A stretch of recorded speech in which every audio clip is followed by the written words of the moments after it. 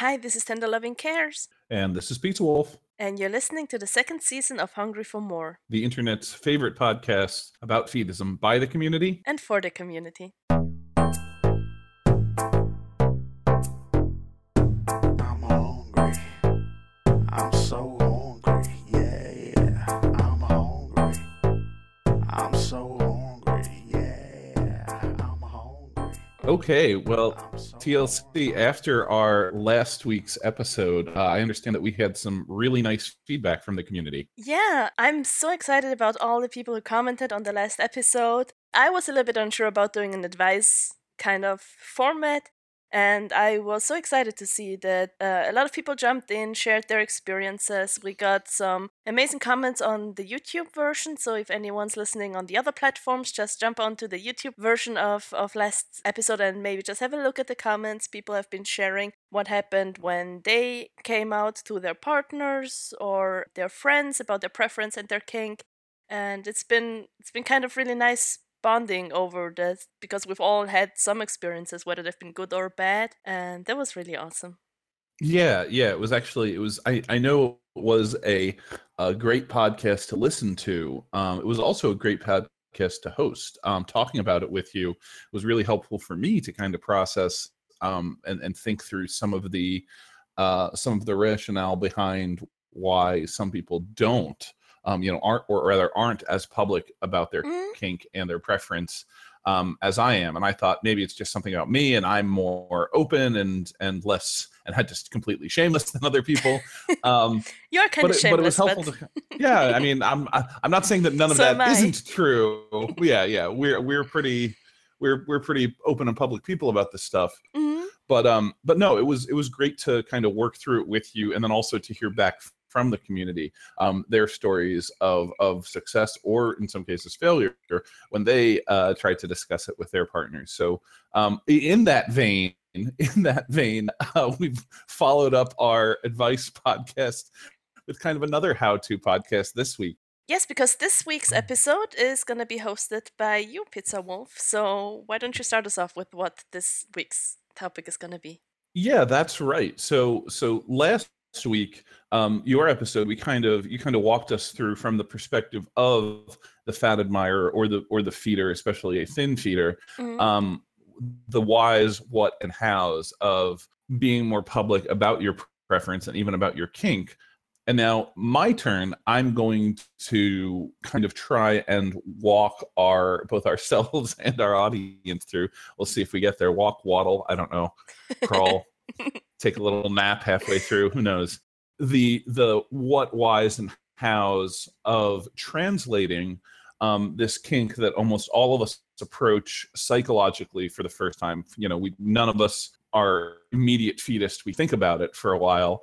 And some people, I imagine, don't really have a clear roadmap of how to start incorporating that in their real life. Are you saying that this week's episode is going to be kinky? It might be a little kinky. It might be not safe for work. If you're listening to Horngry for More at Work, we appreciate loudspeakers your dedication. At work, yeah. Yeah, we appreciate your dedication to our podcast in the kink community, but you might want to get to work. So it's not going to be like lewd or lascivious, but this is not a surface level discussion of kink history or anything like that. We will be. I intend to explore some fairly in-depth themes about the kink and how it functions. So fair warning, you and I both have the benefit of decades combined of experience within the kink and a degree of lived experience within the kink. I know you've certainly fed people, and I got really fat. So we've done it. We've done our part. We're successful, and I'm living proof.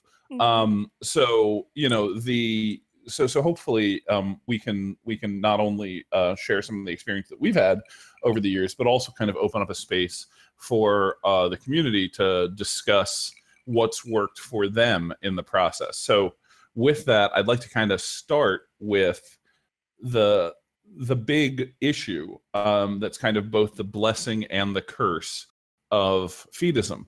it's a really, really, really accessible fetish. And what I Really mean when I is. say that is it's eating. It's something that most people do. At its heart, it's the act of eating is something that most people, if not all people, do multiple times a day. Yeah. So there's unlikely to be a eureka moment, as there might be in.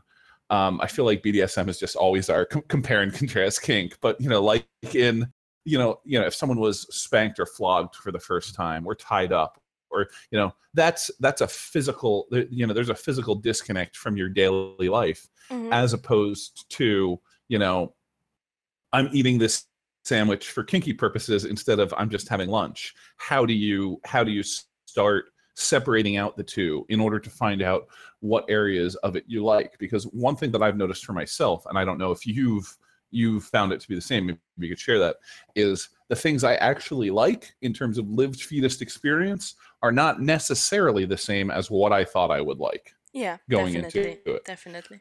Yeah. For instance, I thought I was going to be a huge fan of that, overeating to the point of like feeling bloated and nope, don't like it at all. Kills. I mean, I like overly eating, but feeling bloated kills my remaining libido. I don't want to do anything thereafter. I just want to lay on the couch and go be in hibernation. Yeah. So, I know that if I want to make it fetus, I can't necessarily just binge myself into a coma, because unsurprisingly, I want to go into a coma. I'm not going to want to do anything thereafter. So yeah, and it depends as well on the different people. Like some people are just more prone to just grazing a little bit throughout the whole day, or just stuffing. Yeah. So what I wanted to do was, and this is going to seem corny, but the thing that is the litmus test, is the perfect and perfectly accessible. How do I incorporate food into my sex life? Food is none other than strawberries and whipped cream. Yeah. I know it's corny. I know you've seen it, but let's say you and your partner have listened to and processed last week's Horngry for More. You've come to a point where your preferences are revealed, and you're wondering how do we get into it? Here it is. You start with strawberries and whipped cream for a couple of reasons. One, because you've seen it. Two, at least in the northern hemisphere, it's strawberry season. Strawberries are early summer, coming into full ripeness. You'll be able to get some fantastic strawberries. That's my culinary background kicking up. And then in addition to that, it's pretty harmless as a food. There's not going to be you don't decide you like spicy food by eating the hottest chili pepper on the planet. Similarly, you work your way up there. Yeah, you work your way up to it. And strawberries and whipped cream, they're going to be familiar enough to not, for most listeners. I'm kind of speaking from the point of an American palate, and I understand most of our listeners are American, but if there's some local strawberries and cream equivalent and whipped cream equivalent, maybe that works differently for you.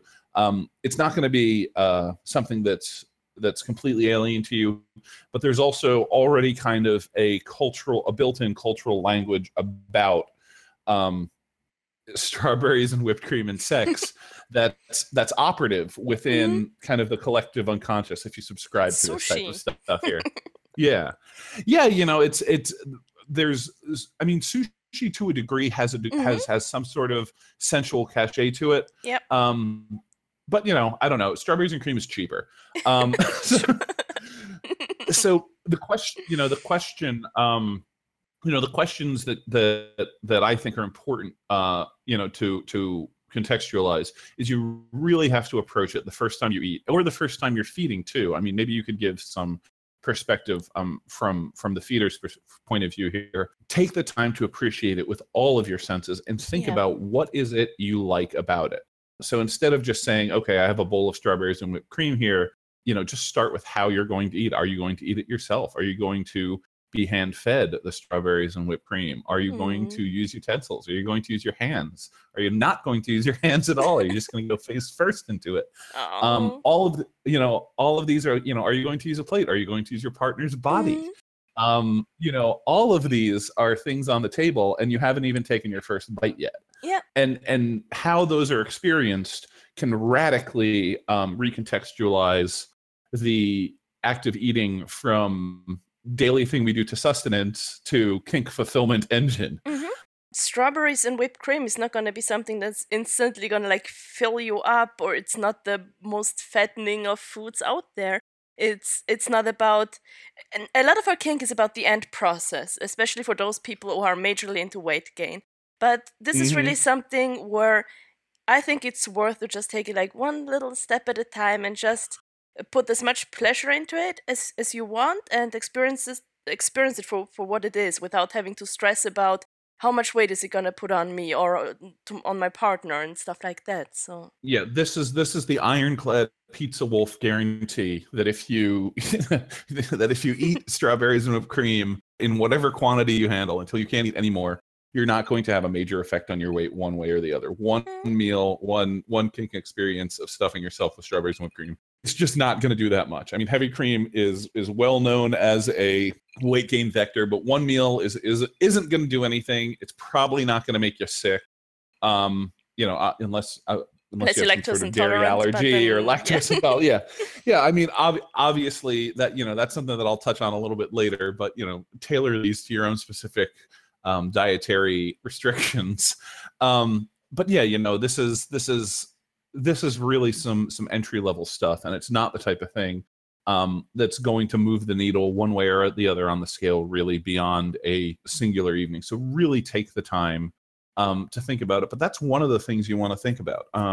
Does the relative messiness or cleanliness of the eating appeal to you, and does it appeal to you from the feeder side of things? Do you like seeing the person who's eating? Do you like to see them get right in there with it, or does that not do anything to you? Is there like a greediness kink aspect to it? Usually this stuff goes hand in glove. You also want to, kind of going with that, you also want to think what happened, how that strawberries and cream come to be. How is it prepared? Does it matter? Did you purchase a pre-made strawberries and cream parfait from the store? Did you just make it yourself, or did your partner make it for you? And or did you make it for your partner from the feeder side? I know, I know from our interactions in the past, one of the things that you've expressed interest in is, the fact that you've done all this cooking for people, and you like the fact that they're eating things that you made, versus just eating something that's pre-made or something. So, think about where it's coming from, and think about how that affects you as well. Yeah.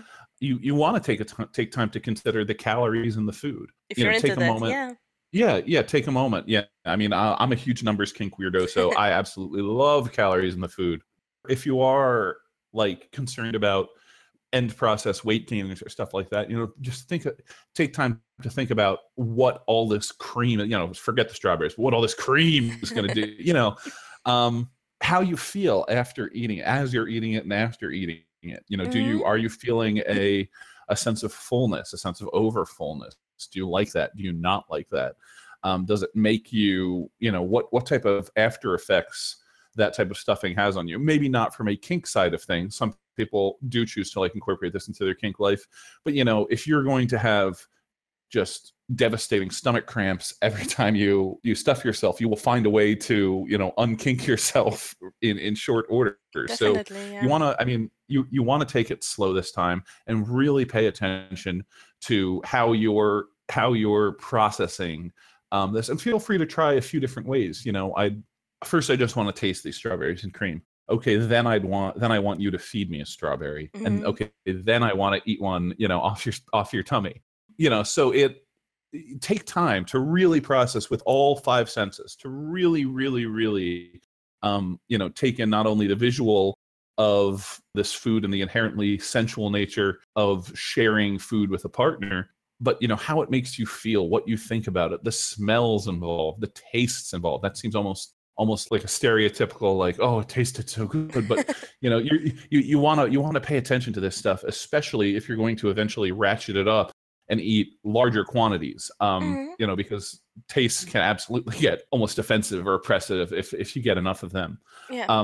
So that's my basic advice. And then from that, you really want to do a little bit of work afterwards and find out what it is, that you liked and disliked about it. Because from there, I think we're both going to have kind of ideas about where to go next. Just don't forget that it's not just about the strawberries and the whipped cream. Yeah. It's not just about the food, but as you've mentioned, like, if you're doing this with a partner, for example, those of us who are lucky to be able to share this with someone, but even if you're alone, there are like ways at this point, I think, where you can really start to also get into it. For example, if let's say you're alone, because to be honest, a lot of people of us start kind of experiencing this by ourselves before we actually get to a point where we want to share it with someone else. So I think this is the perfect point to, if you want to start with some belly play or just exploring how your body feels while you're eating, because it's going to be a whole different combination as well, and a different way to experience your body for the first time when you're trying the first fetism, the first kind of kinky or fetism stuff in bed, whether you're alone or with someone else.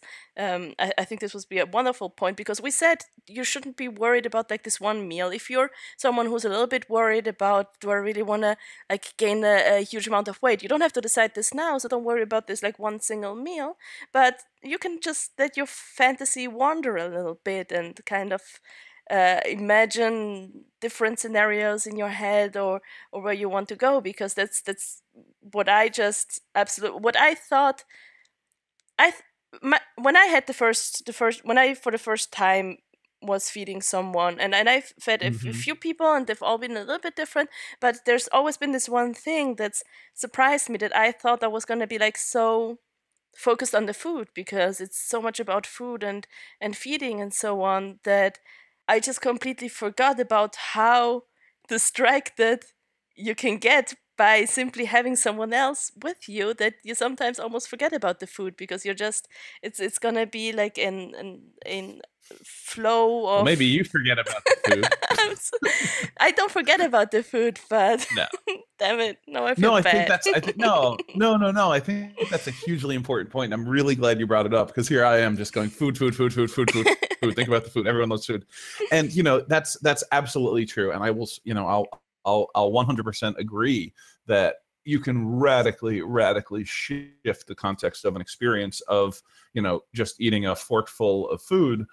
When you're doing it, and under the table, someone's got, a handful of belly. That can just be a radically different moment, based on how your partner is responding. So, if you're the feedie in this situation, or you're the gainer, or whatever you want to call yourself, maybe you're focusing on, on the aspects of the eating act and what erotic potential that has for you.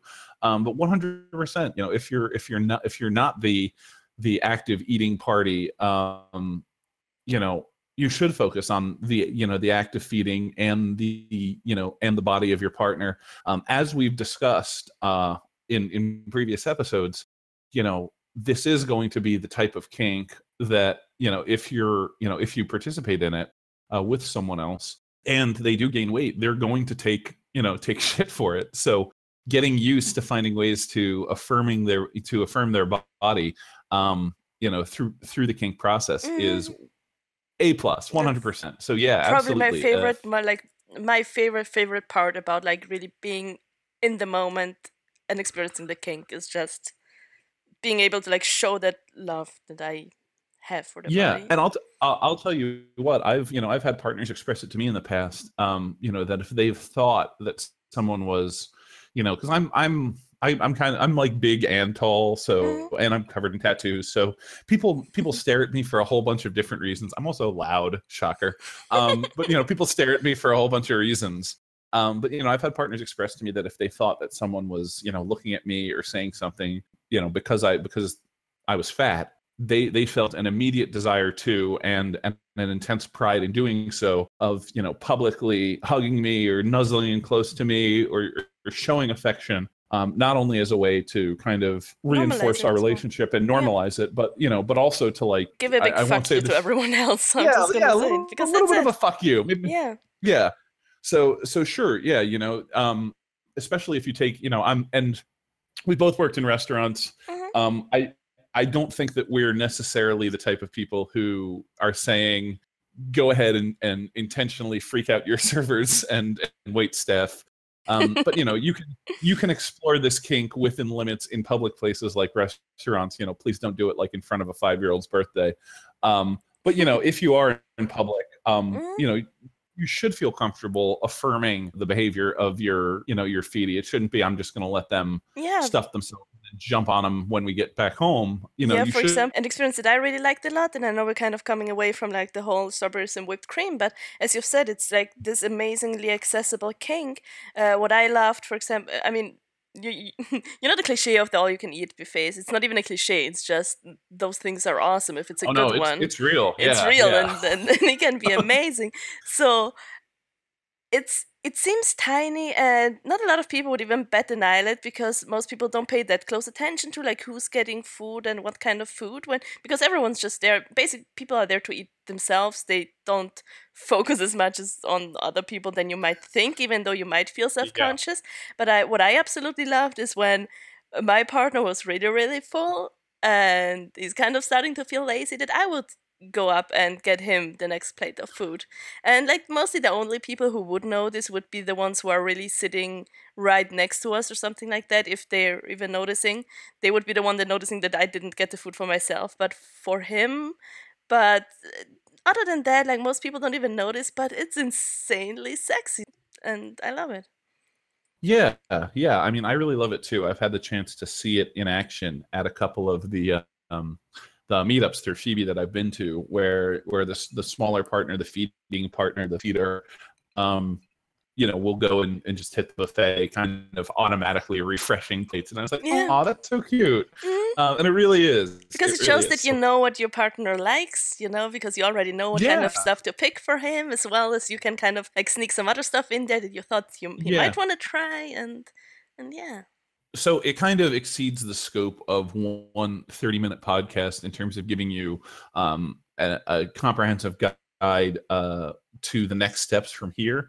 But at least as a first step, having a chance to have an eating experience where you really take the time, either alone or with a partner, to figure out what it is that you like about the sexualization of food and eating that we call feedism more broadly. That's going to be, in my opinion, really, really helpful in terms of painting a roadmap for not only where you can explore the kink intellectually in terms of consuming media about, you know, things that touch those areas of interest for you, but also how you can go on to experience those more directly in your life. A few words of caution. You know, you may remember in our I think in our first season, I said just generally avoid chocolate because it was evocative. But you know, there are some things you should avoid. Obviously, you know, you want to avoid anything that you have any sort of, you know, allergy or intolerance of. If you for any reason suspect that you have that, try and find out before you go whole hog. It will, you know, if you're allergic to strawberries, I promise you it will ruin your first feedist experience if you just dive into strawberries. Another good guide that I've found is if you just Google the food you want to eat and then too much. If you just, so you know, cherries, too much. If you have too many cherries, you find out that cherries are a laxative. You know, for instance, and I don't know, maybe that's your boat, but you know, you don't want to set yourself up for any surprise. So if you put too much of, you know, any food, look it up first. Look up the, you know, we live in this world of information. Take a moment to look up the potential consequences of eating a ridiculous amount of that thing, because you know, we are the kink where more is more and nothing exceeds like excess. So you know, in the moment you may find yourself eating more than you thought you would. another good thing to do is specifically watch salt, sugar, and water. If you've ever noticed when you've eaten something really sweet or obviously really salty, and in a lot of high calorie foods like cheese, for instance, is just milk and salt, really. Ice cream has a ton of salt in it in addition to sugar. Cake is very sugar, things like that. These are all things that dehydrate you in pretty short order. And while most likely not dangerous from a health-related perspective, it's distinctly unpleasant to have a really, really dry mouth and be like, and feeling dizzy from it. So make sure make sure you're hydrating through the process. And maybe not a milkshake. Maybe just good old calorie-free H2O. We're in this for the long haul. And we want you to get as fat and possibly fatter than your wildest dreams. So we don't need you giving up early because So yeah, of course, milkshake, absolutely. Please listen to Pizza Wolf, not to me. No, well, you see, you haven't been there. You haven't had that gasping cotton mouth after drinking a pint of melted ice cream and then being like, "Oh, I'm gonna die." So yeah, I mean, we probably have more practicals in terms of what you can eat to elicit certain sensations. There are going to be some foods that make you feel more bloated, some foods that are going to be really calorie dense and help contribute to weight gain. There's some that are going to be just kind of harder to chew and work through if you actually like the experience of eating but not have. We could go into this more and more and more. Hell, I'll teach you how to build your own funnel so you don't have to buy a beer bong. Oh, I've done that before. Yeah. Yeah, I know you're crafty. You can do it you can go to a building supply or home improvement store like Home Depot or Lowe's and do it for it for way cheaper than you can getting definitely a part. You can do it for so cheap. And you can combine with customize it too. Yeah. Yep. Like there's some really fun like BDSM masks and stuff like that. If you just combine the two of them, it's gonna have a fun time. Yeah. So great. We're gonna get our sponsorship money from Home Depot or Lowe's. They'll send us some swag. But yeah, I mean, we can explore Home this Depot swag. Let's get those screws. I don't know. Swag. Horngry for more. Brought to you by Home Depot. No. But obviously, this is a really, really deep well to plumb for us. So we can go into it more, but in the interest of keeping the podcast varied, which is a good rule of thumb when you're stuffing yourself, eat a bunch of different things. In the interest of keeping it varied, we don't want to do hit you over the head with too many advice podcasts or how-to podcasts in a row. So we're going to wrap this one up, but we invite you to continue the discussion in the comment section. YouTube is usually the most vibrant comment section, but we usually get decent threads on Phoebe when we post it and it goes out there. People talk about it. These types of topics kind of invite more participation. We'd love to hear from you because we are absolutely not the be-all, end-all, high arbiters of feedism, and we don't. Gosh, no. All we have is what's worked for us. And obviously we want to. I've been in the community over half my life now, basically, and I learn new things about it every day. So I'm more interested than ever to hear what's worked for you and how you were able to kind of tease out what you liked about the kink after kind of picking it in your mind. So we invite you to comment. Absolutely. And not only that, since we've seen, as you've said, we're going to vary the content. So next episode is likely not going to be an advice thing. But we're definitely open to doing more advice podcasts, maybe even with some guests if an opportunity arises that makes sense. So if you have any suggestions for things you would like to have like more information on, some advice on, no matter if it's something pretty vague or very specific, just let us know in the comments. So because we do read all the comments, we comment on almost all of them and reply to them. So let us know. If you want an almost guaranteed response, just make sure you comment. Because again, that we really, really thrive off the interaction with the audience. Speaking of community, we wanted to thank our Patreon backer this week, which is Butterfly Blob. Thanks so much for supporting this podcast. If you also want to become a Patreon member, make sure to check out our Patreon, which is patreon.com/h4m. The easiest way to find us, or find me anyway, is most of my interaction with the Feeds community is on Phoebe, where I'm Pizza Wolf there. Really easy to find. Look me up, say hi, follow me. I'll probably follow you back. We'll talk. TLC, you're a little bit more plugged into the broader community, right? Yeah, it's still pretty easy. I'm Tender Loving Cares on Phoebe as well as on Fambrosia. I'm Horngry on Grammar and Chaseable if you want to leave a comment. Obviously, we have the website. It's horngrymagazine.com. We have all the episodes embedded as well as the magazine version of it for those who haven't checked it out yet. There's a magazine out there you can download for free and read it. And I have my Tumblr, which is tenderlovingcares.tumblr.com, where I post like some of the smaller updates if you just want to keep in touch. All worth a follow, and definitely Horngry Mag, super worth a read. Pizza Wolf seal of approval on that.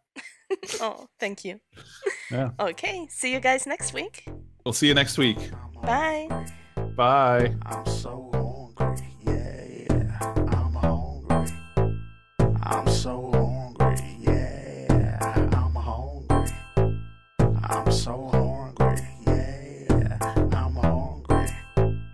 I'm so hungry, yeah. I'm hungry.